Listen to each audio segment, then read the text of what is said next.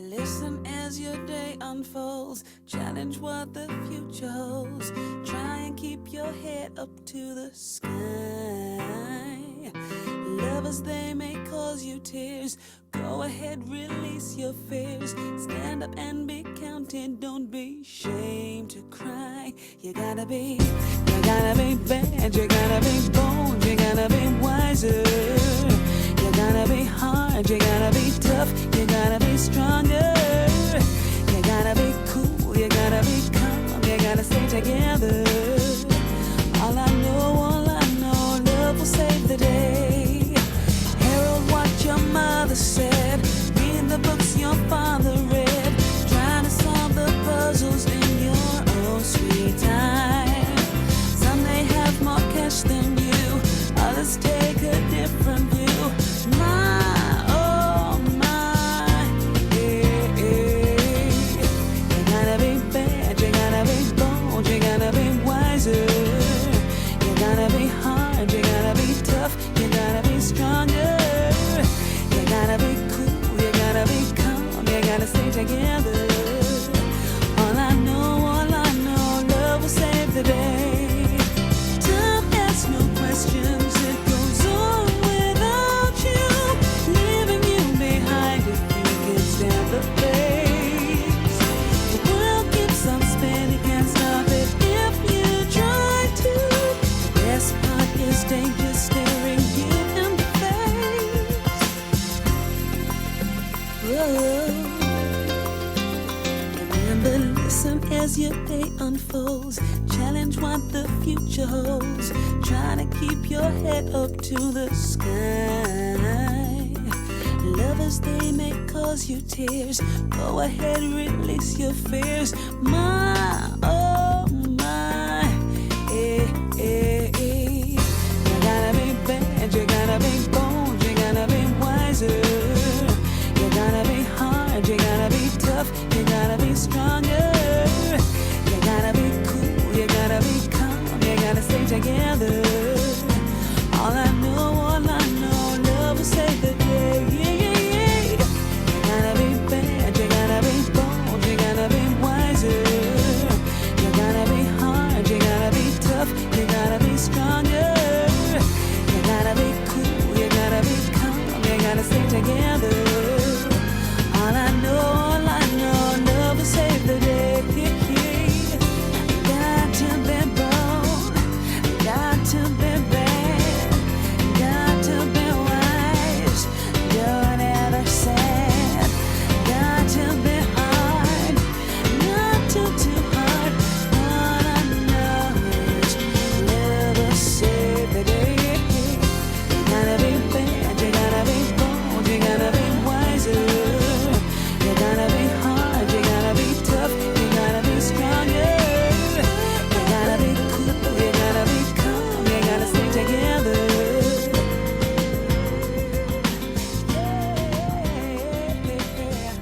You gotta be bad, you gotta be bold, you gotta be wiser.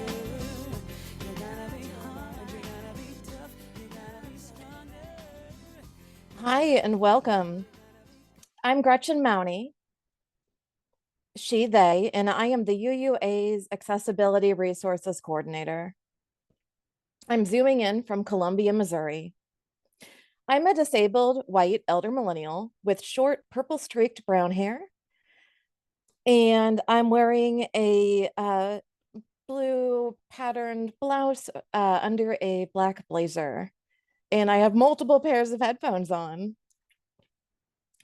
To increase accessibility, we have employed both CART and ASL, and we will be describing all visual elements. If you have any access needs that aren't being met, please direct them to our tech manager, Wendy Warwick. The meeting is being recorded for use as an accessibility resource, and the recording and transcript will be emailed out in the coming weeks. A final note. Please know that it is always okay to turn off your camera and/or leave the meeting space at any time. It's also okay to show up however you are able. This includes lying down, moving around, and more. However you show up, Whoever you are beloved and welcome here.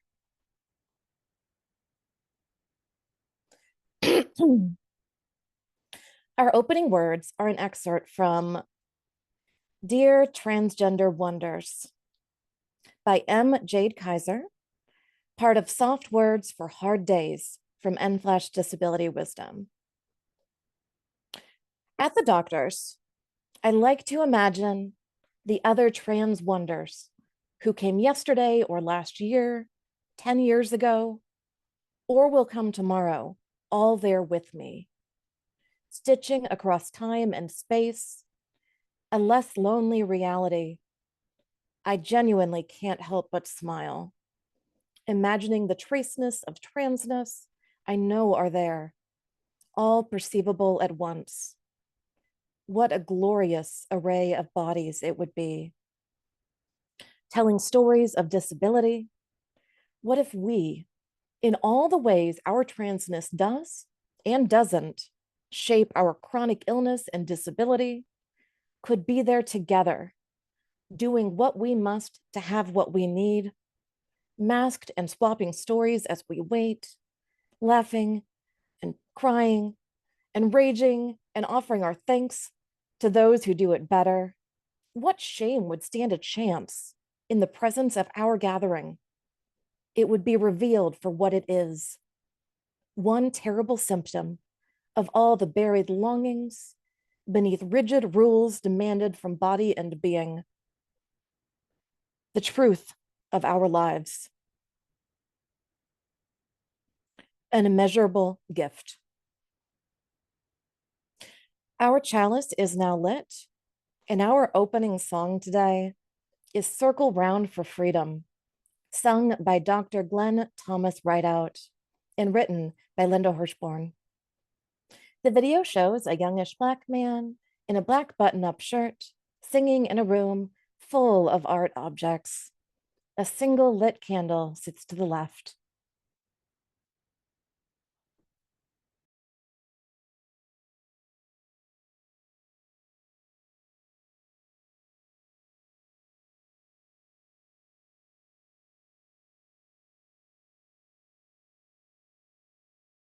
Circle round for freedom, circle round for peace, for all of us imprisoned. Circle for release, circle for the planet, circle for its soul, for the children of our children. Keep the circle whole. Circle round for freedom, circle round for peace, for all of us imprisoned. Circle for release, circle for the planet, circle for its soul, for the children of our children. Keep the circle whole. Circle round for freedom, circle round for peace, for all of us imprisoned. Circle for release, circle for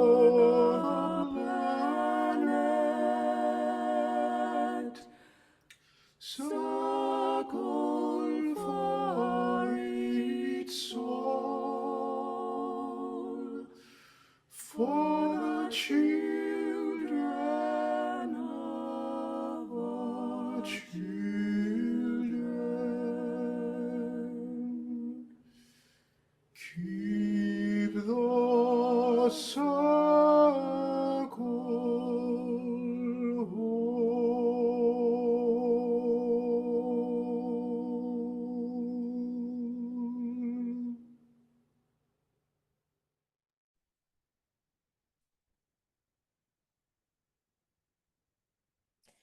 This is Gretchen again, and I am so happy.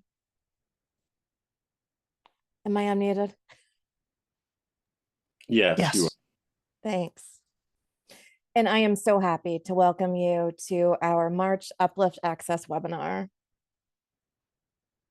These monthly lunchtime learning sessions provide lay leaders and religious professionals an opportunity to learn about an array of topics regarding accessibility, inclusion, and disability justice, and how to apply the information to their work within Unitarian Universalism. As Unitarian Universalists, we affirm the inherent worth and dignity of all people, but we don't always know what that looks like in action. We are called to dismantle forms of oppression in ourselves and in our institutions, but we don't always know how. Through presentations on accessible practices, dismantling systemic ableism, and by highlighting the disabled UU experience, we aspire to equip you with the knowledge and tools to live these values out loud when it comes to our disabled siblings. In honor of TDOV, Trans Day of Visibility, coming up on March 31st, and the UUA celebrating TDOV with a special presentation program tomorrow, and there will be a registration link in the chat if you'd like to go to that. Uplift Access is highlighting the disabled trans experience, and we are honored to have the Reverend Julian Jamaica Soto as our guest speaker today. Reverend Soto, now known as Julian Jamaica Soto, who uses the pronouns per and they, is a loving presence in Unitarian Universalist communities. Formerly recognized as Teresa, perhaps from their book Spilling the Light, published by Skinner House Books in Boston, Reverend Soto has served as a minister for 8 years, and their belief in the principles of Unitarian Universalism, coupled with a commitment to collective liberation and shared healing, informs their work in teaching, preaching, and art. They graduated from Meadville Lombard Seminary in 2016. We are also grateful to have with us today Reverend Misha Sanders.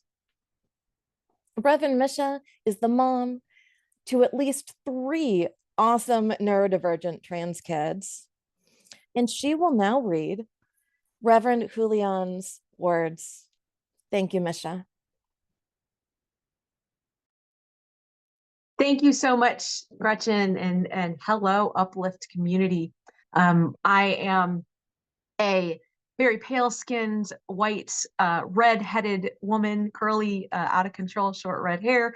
I am a fat, able-bodied woman. I'm wearing a black t-shirt that has 3 little bear cubs, one with a trans flag and then 2 other pride flags. And it says Mama Bear under it. And there's the big Mama Bear on the other side. That is me today. Henceforth, all of my words will be the words of Reverend Julian Soto, my dear friend and colleague. Let us begin today with a reflection I offer you in this moment. We come to this day again. The subtext is this: being trans is not a tragic song and a mournful dance. Remembering the dead is fine, the hard work of the living, the masonry of love, but do not spend so much time rehearsing aloud the legacy of violence and inheritance of fear that you forget. To be visible is to offer an invitation to something deeper, bolder, like the cold currents of the ocean carrying muscular fish, the means of connecting with the people we want to connect with. But trans people are not invisible in the way of ghosts, having given up tangible form. To make trans people visible is to tell the truth that trans people have always been here, no matter the complexity of a moment that makes trans folks targets of hate and misunderstanding, will always be here. And tell the truth that we are not discovering trans people like some new element with a name like Californium, but rather that as communities, we are learning, perhaps for the first time, that without the presence of trans, non-binary, and intersex folks, our own blessing is not complete. Not because we have to extract it from somewhere, but because the wholeness of both the universe and humanity lies within each of us and in all of us. Amen. So soon it will be Transgender Day of Visibility. It is celebrated each year on March 31st. As I consider this day, I wonder what it means to be visible and how we honor one another in the diversity of transness, and consider how it is that transness and disability, consider how it is that transness and disability influence and shape one another. Sairi Jarrell Johnson and Leah Lakshmi Piepsna Samareshna, I hope I got that close to right, tell us that the lines of united ableism and trans hatred are crystal clear. We must inform ourselves and our communities. We must come together and resist, and we will. How do transness and disability overlap? Well, in her perspective shifting book, The Body is Not an Apology, Sonia Renee Taylor puts it this way: you, my dear, have a body. And should you desire to remain on this spinning rock hurtling through space, you will need a body to do it.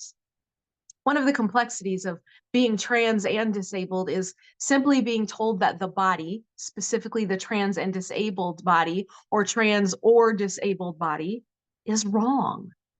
That it can never be cis enough or able enough to be beloved and to belong. The mechanics of marginalization, of marginalizing bodies may be familiar on a gut level. Let's talk for a moment about the numbers. Consider the numbers for trans and disabled violence, that trans people are 4 times more likely than cisgender peers to be victims of violent crime, with even higher rates for violence of trans people of color. And that disabled people, and especially cognitively disabled people, are more likely to be targeted at about the same rate.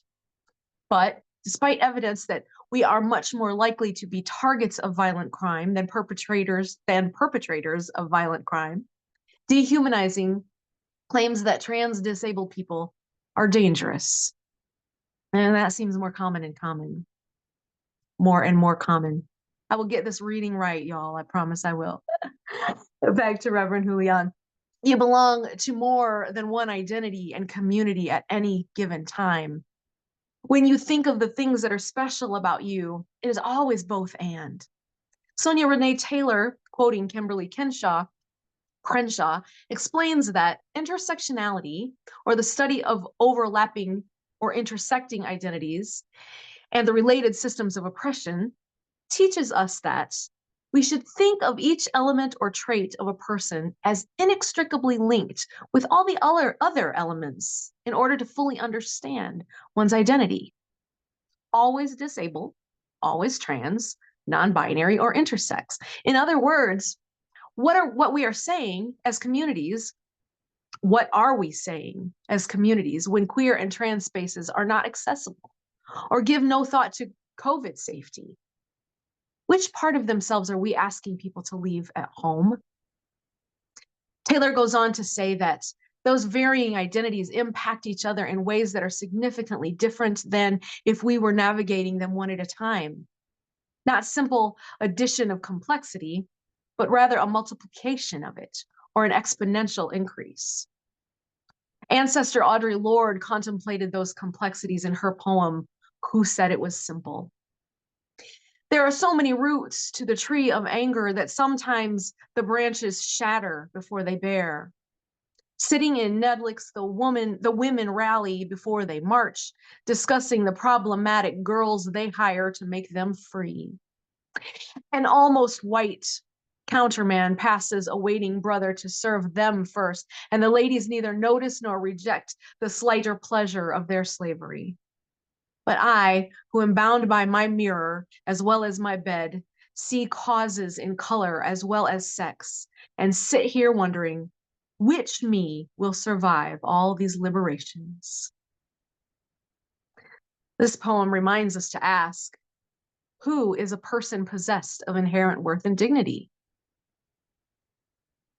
You can't always tell on Zoom, maybe, Reverend Julian says, but I have had cerebral palsy my whole life. Cerebral palsy is caused when the brain cells responsible for muscle control and movement either fail to develop appropriately or die as a result of the injury, like lack of oxygen during the birth process. Sometimes people get it confused with other conditions that are more aggressive, but depending on the kind, cerebral palsy can be a stable condition that doesn't shorten a person's life. Thankfully, I do have a life and a body that offers me one long morning, opportunities and possibilities that allow me to move through the world, not as someone who is sad about what isn't possible, but rather as someone curious about what else is possible. This isn't looking for the bright side for me, which so much as embracing the interesting, worthwhile side of life, full of questions I can investigate and contributions I can make about which I am passionate. In my case, I was born prematurely. While cerebral palsy has presented many challenges in my life, it has also left room for some important things. One is that having cerebral palsy allows me to ask this question: who is a person possessed of inherent worth and dignity? Even though Unitarian Universalism repeats these words often, the living practice of this idea is more complicated than it first seems.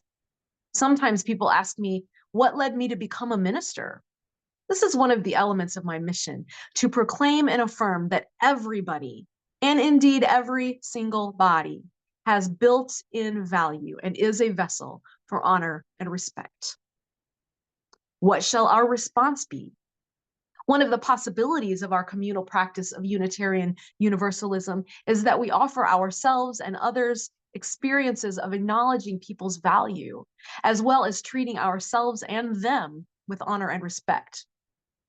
This is a consistent part of my ministry, acknowledging not only that people have different experiences because of the color of their skin, the way their body works, or because of the expansiveness of their gender, but also supporting folks in healing from systems of oppression by affirming the honor and respect that belongs to them because they are human. Wendy Liu describes ableism this way: whether it's conscious or not, ableism projects the idea that people who have disabilities are somehow lesser than able-bodied people. Similar, for example, to the way sexism, whether it's benevolent or hostile, projects the view that women are lesser than men. Everyone deserves to be treated with respect, including people with disabilities. Wendy Liu's definition of ableism is a good reminder that it's a mistake to assume that people can't do things because they are disabled. In fact, disabled folks take extra time and make extra effort to adapt ways of doing things that matter to them. Often when my hands are tired or sore, I write by using Siri on my phone and then dictating a sentence or two at a time. Then I edit the document on my laptop with fewer keystrokes. Sometimes when I want to make food that has onions in it, I buy them chopped at the grocery store.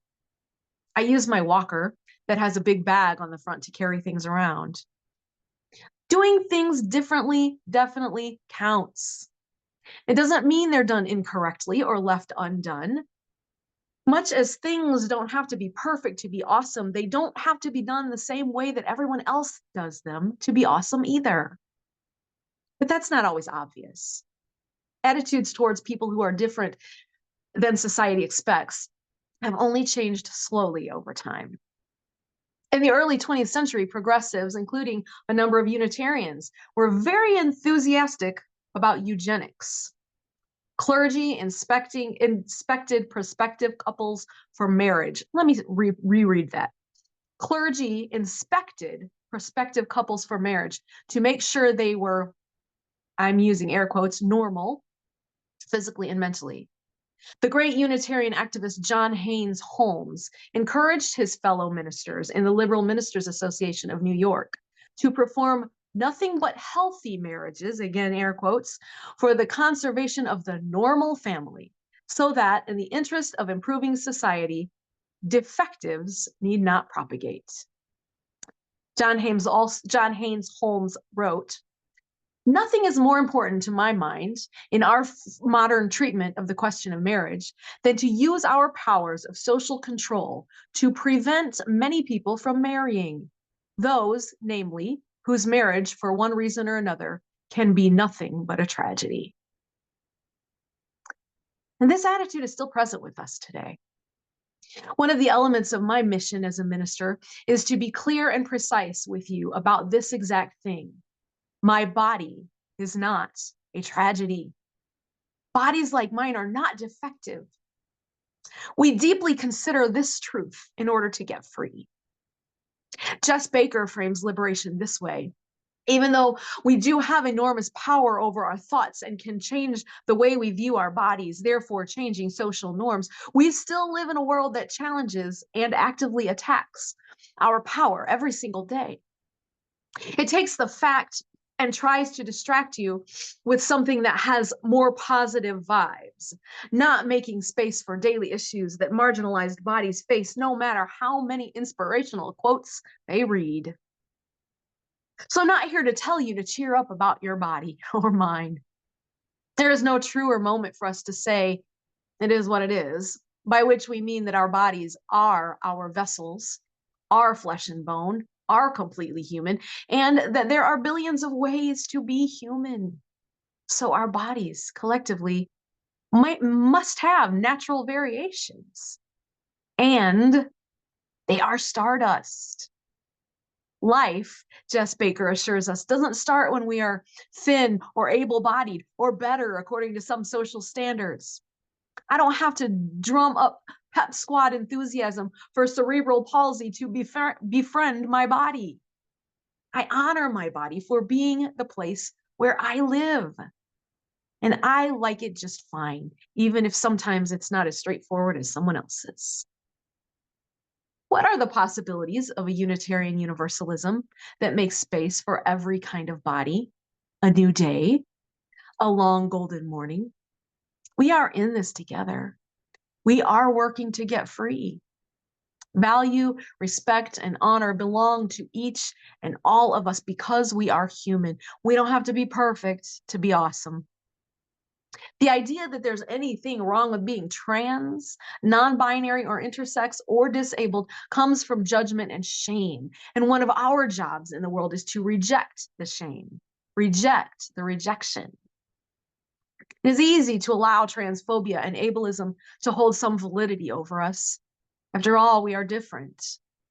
However, since we don't have to accept the shame that other people may try to attribute to our bodies, we can continue the work of liberating our own bodies and those of others. But this poem emphasizes that beauty is all around us and a part of disabled and trans people. If people choose to miss the moment, if people choose to miss the people they could encounter, it is to their own detriment. The Moon is Trans, a poem by Joshua Jennifer Espinoza. The moon is trans. From this moment forward, the moon is trans. You don't get to write about the moon anymore unless you respect that. You don't get to talk about the moon anymore unless you use her correct pronouns.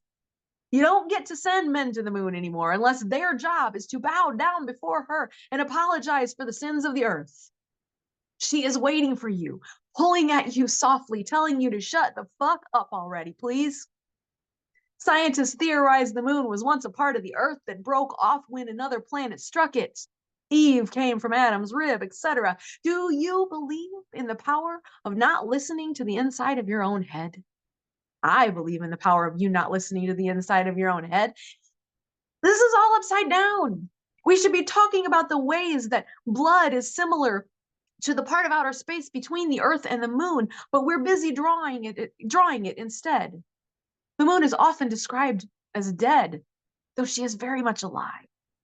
The moon has not known the feeling of not wanting to be dead for any extended period of time in all of her existence, but she's not delicate and she's not weak.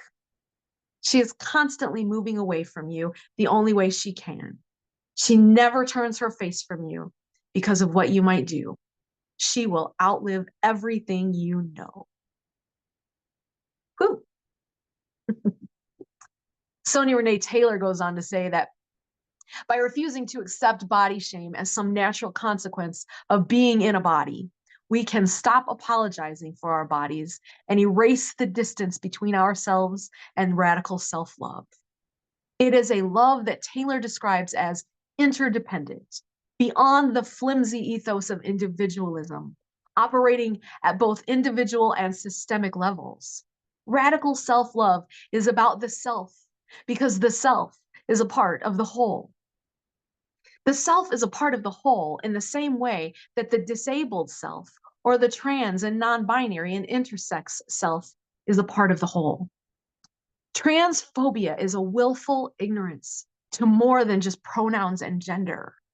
Rather, it refuses the unstintingly beauty of trans, non-binary, and intersex people to tell them a story that they do not claim and try to make a point about who's beloved and who belongs.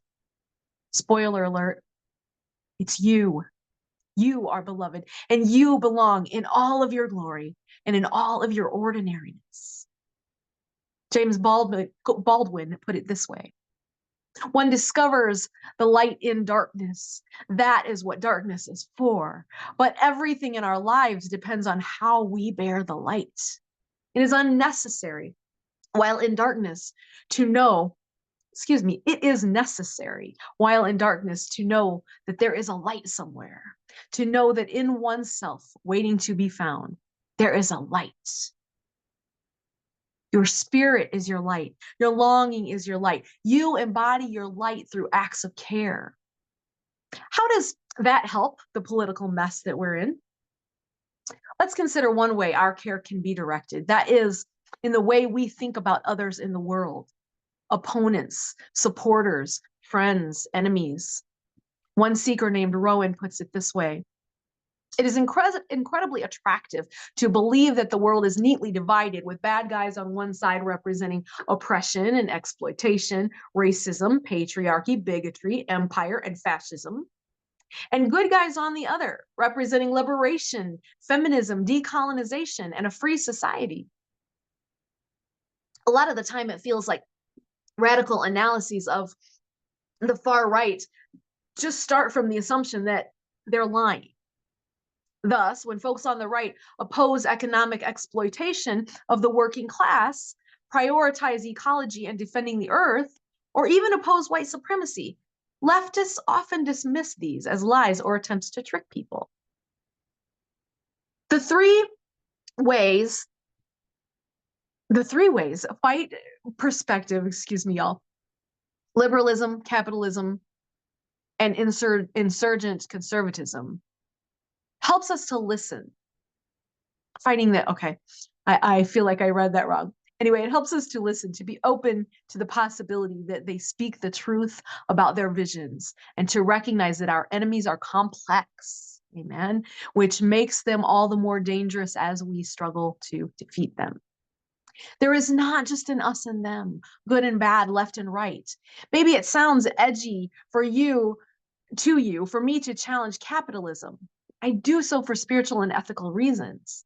In the words of Aisha Hauser, a member of the Church of the Larger Fellowship ministry team, the impacts of oppression and the devastating results of extractive capitalism are harder than ever to ignore. The realities of our changing climate and the stresses of continued inequality are sure to mean more widespread global transitions are ahead of us. Your understanding and your lived experience of the complexity we are going through in this time is essential. Transphobia or trans hatred doesn't happen because there's something wrong with you. Instead, it is a projection of someone else's insecurities, biases, and lack of skillfulness. Of course, we don't have to know or understand everything about each other. And at the same time, something is possible beyond judgment. Emmanuel Levinas was a French philosopher of Lithuanian Jewish ancestry who taught that one of the primary, first, and most important demands on us as ethical beings is to encounter the people around us with a sense of vulnerability. Does that word give you concern? In our context, we will be considering the power of being open to and with one another. It may not be an entirely familiar discipline for some, but for those of you who want to grow and mature as a person of love and integrity, I invite you to consider this encouragement from the researcher Brené Brown in her book, The Gifts of Imperfection. We cultivate love when we allow our most vulnerable and powerful selves to be seen deeply and known. And when we honor the spiritual connection that grows from that offering with trust, respect, kindness, and affection. If we want to create a more loving world, Levinas and Brown and others encourage us, we must be open to the encounter. We must bring our love. This is our first responsibility, according to Emmanuel Levinas. It matters because you have love to give, probably, sure, but also you are lovable, and there is love for you to receive. Neil Marcus was a disabled writer, actor, and artist who wrote this poem about disability. As I offer it, I invite you to consider the beauty of the imagining Neil offers. He uses the word cripple, which can sometimes seem like a negative label, suggesting that something or someone is broken and doesn't work right. However, here, I suggest that Neil is using the word to identify a community, identity, and a political framework. The Metaphor of Winds in Cripple Poetics by Neil Marcus. How can I speak of cripple and not mention the wind? How can I speak of cripple and not mention the heart? Heart, wind, song, flower, space, time, love. To leave these absent is to leave cripple in stark terms, as if we are made of medical parts and not flesh and bones. There is always wind in my cripple offshore breezes, scented night flowering vines, wild salsa dances that run past midnight. Cripple is not extraordinary or ordinary. Cripple is a full plate, a blown about newspaper, an ox in a rice field plowing earth. That is to say, we are beautiful, which is much more than just embracing the aesthetic that the dominant culture approves of. The poem ended right before that last line, y'all. Charlotte Rose puts it this way: I am a part of nature, and nature is inherently beautiful. I choose to honor and celebrate all that I am on this day, and that makes me beautiful. Unitarian Universalists can easily speak about the inherent worth and dignity of every person, but inherent beauty may be a new area of reflection for some. Oh, I like that, and I'm going to reread that sentence. Julian, you're just spitting fire. Unitarian Universalists can easily speak about the inherent worth and dignity of every person, but inherent beauty may be a new area of reflection to some of us.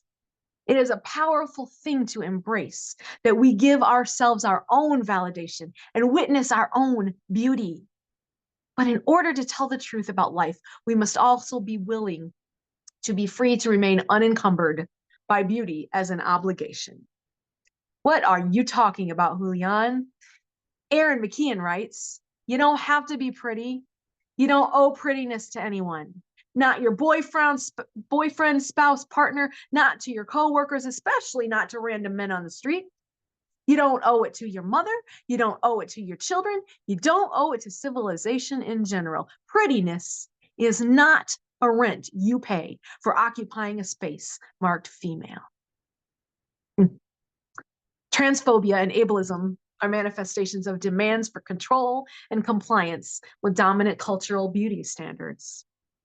Research even suggests that a need for closure, that is, a complete understanding and categorization of another person's gender based on order and predictability, can be a significant factor in driving transphobia. And while these factors can make significant impacts on people's lives at the same time, in the way of multiple things happening at once, the needs others may have to judge, categorize, and control gender expansive people do not have much to do with you, at least not with your inherent worth and dignity, inherent beauty, and inherent freedom from beauty. Remember what Sonia Renee Taylor says: by refusing to accept body shame as some natural consequence of being in a body, we can stop apologizing for our bodies. In 2018, Vanessa Rochelle Lewis, a Black writer and community builder, went viral after a party promoter used her picture on a flyer to illustrate what an ugly woman was, who wouldn't be invited to the party. She used that experience to create a book and an organization that deals with what she calls uglification.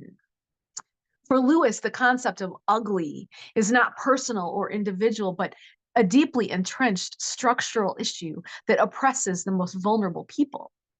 Speaking about the impact of her experiences, Vanessa says, I realized it truly wasn't about me, and I thought about it as an equation of factors that might have named whatever the algorithm determined ugly. When I saw all the other people listed as ugly Black women, we were all dark-skinned. Most of us were fat, but no one was thin. Some of the people were clearly in crisis, struggling with the hard impacts of homelessness and addiction. I thought what we define as ugly is not actually somebody looking at another person saying, I don't like the way you look. It's actually all of these little things that we were taught to perceive as ugly or taught to dislike because of some system of oppression.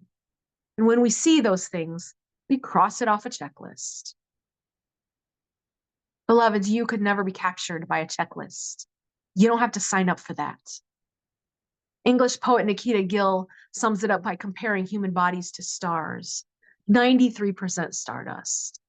We have calcium in our bones, iron in our veins, carbon in our souls, and nitrogen in our brains.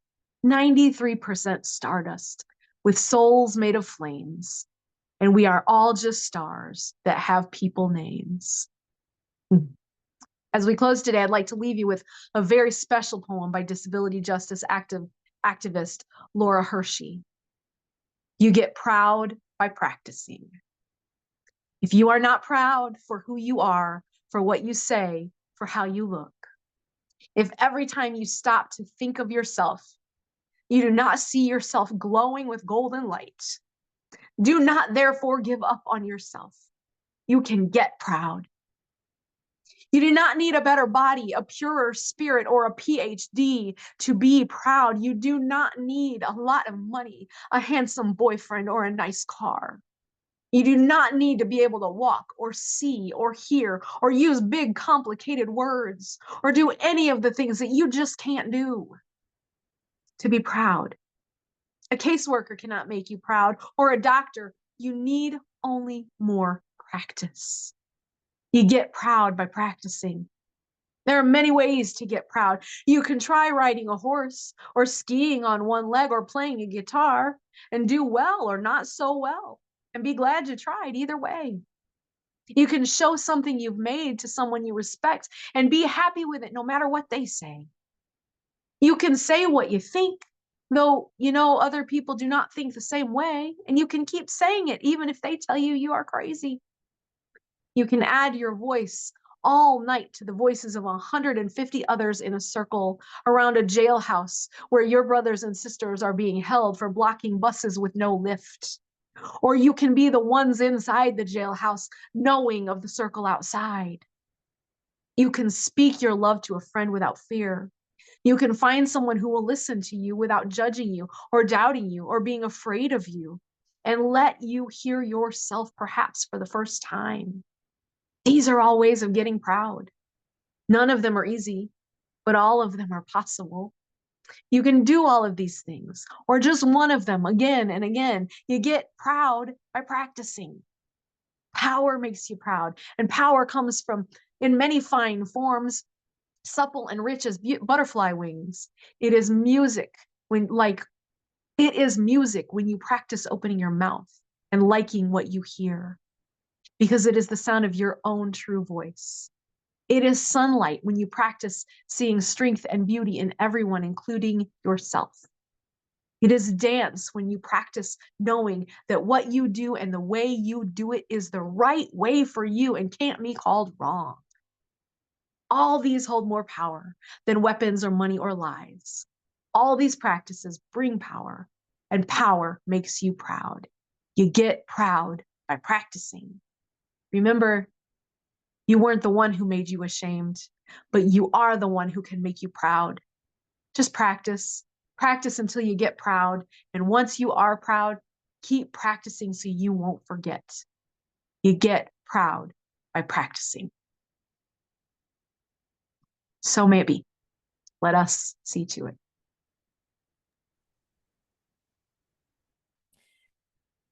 Thank you, Reverend Misha, for those wise words by Reverend Julian Jamaica Soto. We will now move into another song, and afterwards have a few minutes for discussion. This next song we'll be sharing is Breaths by Sweet Honey in the Rock. The video shows the album cover, a photo of 6 presenting Black individuals in vibrantly colored outfits.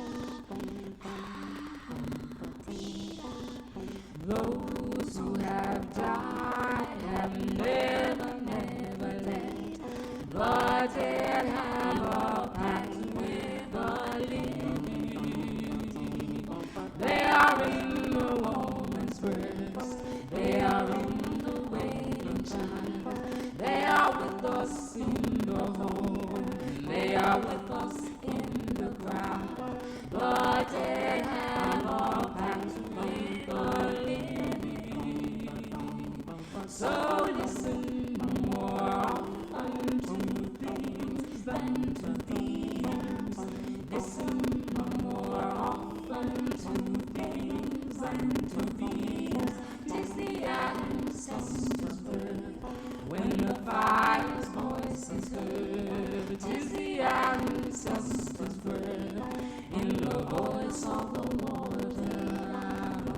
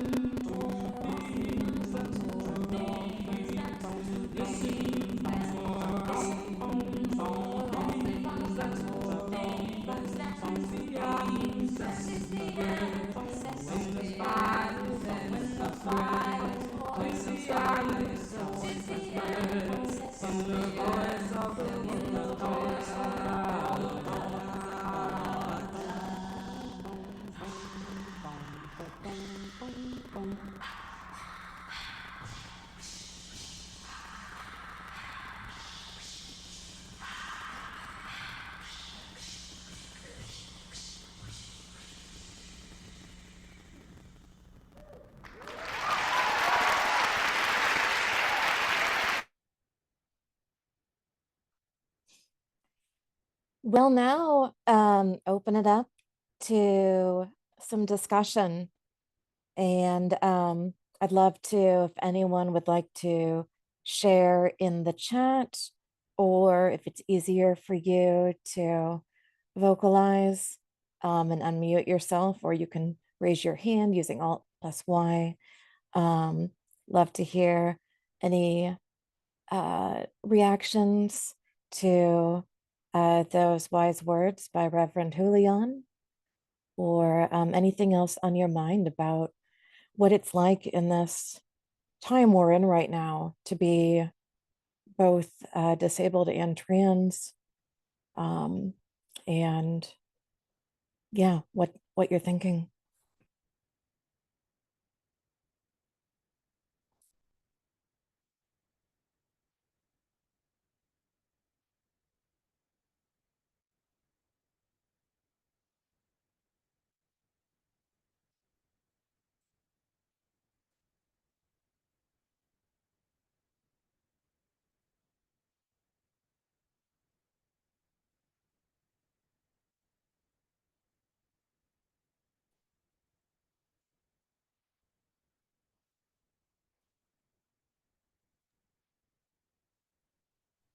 Michael has raised hand. Wonderful. Michael, yes. Yes, thank you so much for this amazing offering. It was fire. I plan to go back and read the sermon because it was just there were so many things, and obviously I'm left with like the final words. As the words were being read, I just was thinking about, I do not identify as disabled nor trans, and I so much was resonant, and I was thinking about how right now I've been hearing a lot of people, name that, today it's them, tomorrow it's you. And by the way, I'm Black, bald, I'm wearing glasses with a gray sweatshirt. I'm in my basement home office, which has petitions with stoles hanging over my yellow chair and pride flags, everything. There's many rainbows back there in the stoles and the flags and the things. And I was reminded to say that because, I live in an abnormal body, even though I don't identify as trans or disabled. But yeah, I mean, so much of what we feel is the same, despite, the bodies, the forms that we show up in and happen to be carrying with us. And I was just resonating about what it means to be proud, and how often I feel not proud, and how often I feel scared and insecure and not enough. And even though by many standards I'm strong looking and beautiful, but yet how I don't owe that to anyone, right? Like, like the stress over shaving or having a haircut or being clean, those things are for me. You know, you all may benefit from it if I smell good, but it's mostly for me. And I just appreciated hearing that again. I appreciated the strength behind it. Thank you so much, Misha, for reading. Obviously, I'm so grateful for Julian, who's also a friend of mine, and for Gretchen for offering the space and all the labor that it takes to bring it to us so beautifully. Thank you all for being here. Thanks, Michael.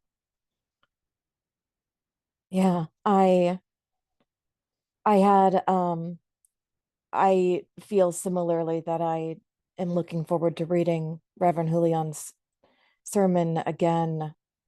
And that final poem, You Get Proud by Practicing, I've um I've come across it once before and read it using my screen reader. I'm blind.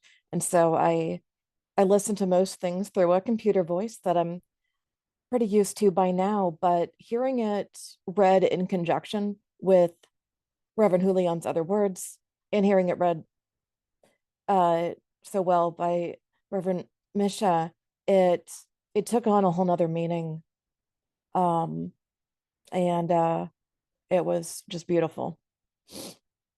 Um, does anyone else have any thoughts they'd like to share?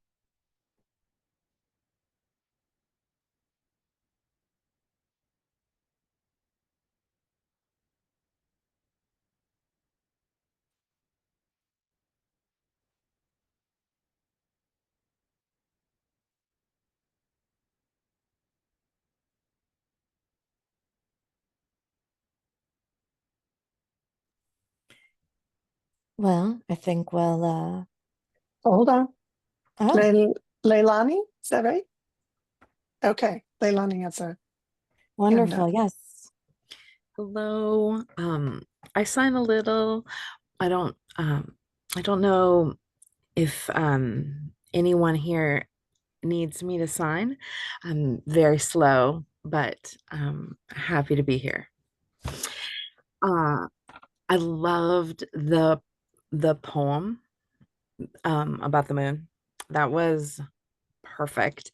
I mean, all of the reading was great, but my favorite was the moon. I feel inspired and centered. My normal would be to tell you what I'm thinking, so I'm going to try and stay in my body a little bit, especially as a queer disabled person married to a gender queer person trying to live in these times. So thank you. Thank you so much.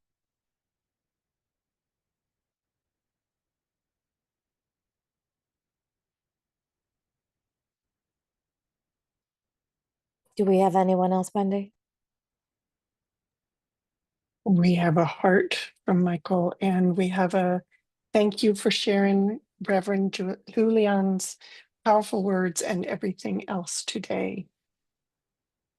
Note. And Shanna, is that right? Shayna. Shayna, I saw your hand up.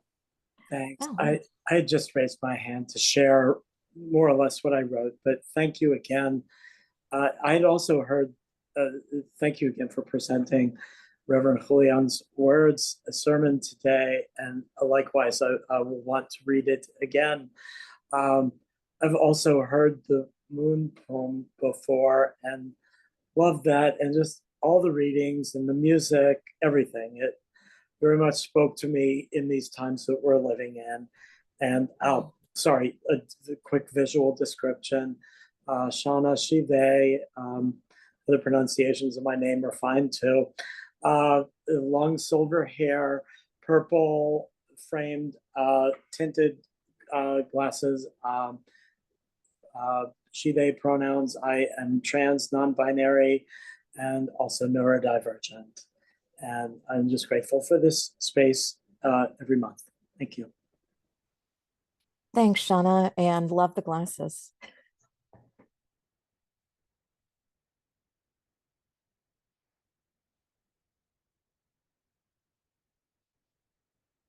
Well, I want to thank everyone listening or watching this, and for engaging in this work of love and radical welcome with us today and in the days to come.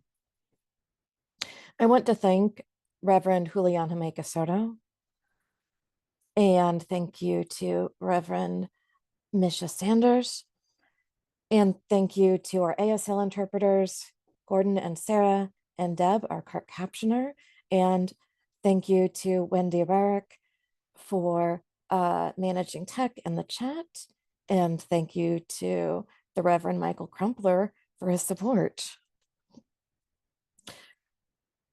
Our closing song is Cyndi Lauper's Time After Time, performed by Sam Smith.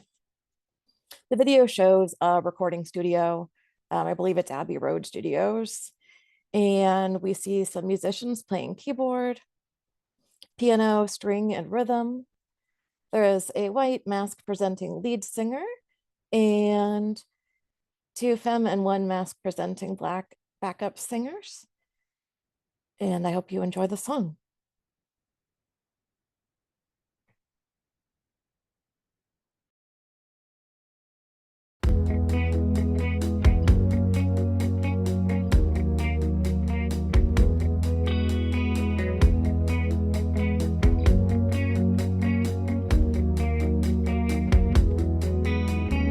Lying in my bed, I hear the clock tick and I think of you. Caught up in circles, confusion is nothing new. Flashback, warm nights, almost left behind. Suitcase, a memory. Time after, sometimes you picture me. I'm walking too far ahead. You're calling to me. I can't hear what you have said. And you say, oh, slow, and I fall behind. The second and unwind. If you're lost, you can look and you will find me. Time after time. If you fall, I will catch you. I'll be waiting. Time after time. If you're lost, you can look and you will find me. Time after time. If you fall, I will catch you. I'll be waiting. Time after time.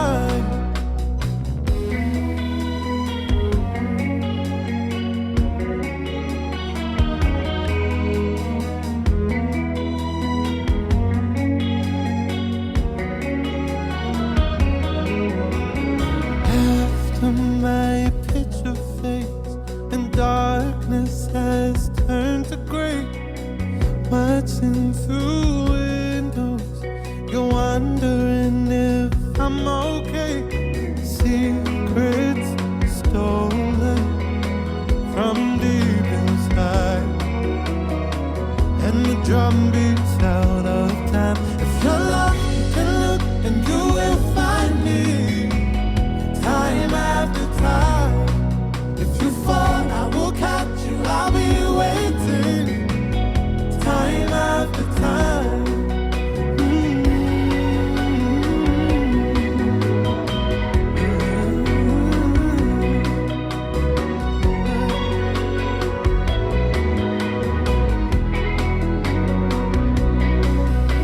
Then you say, go slow, and I fall behind. The second and unwind. If you're lost, you can look and you will find me. Time after time. If you fall, I will catch you. I'll be waiting. Time after time. If you're lost, you can look and you will find me. Time after time. If you fall, I will catch you. I'll be waiting. Time after time. Time after time. Time after time. Time after time. cry. Mm.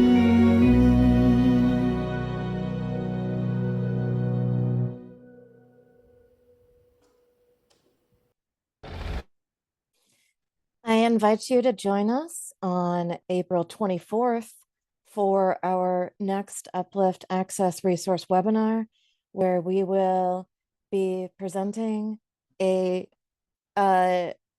webinar on accessible ordinations and installations for UU congregations. We're super excited about that. And check out the chat to sign up for the Uplift Access monthly newsletter if you haven't already done that. And of course, if you have any questions, please reach out to me, Gretchen Bowney, or to the Reverend Amanda Schuber. My email address, you can reach me at accessibility@uua.org or Amanda's at aschuber, that's ASCHUBER @uua.org. Thanks so much.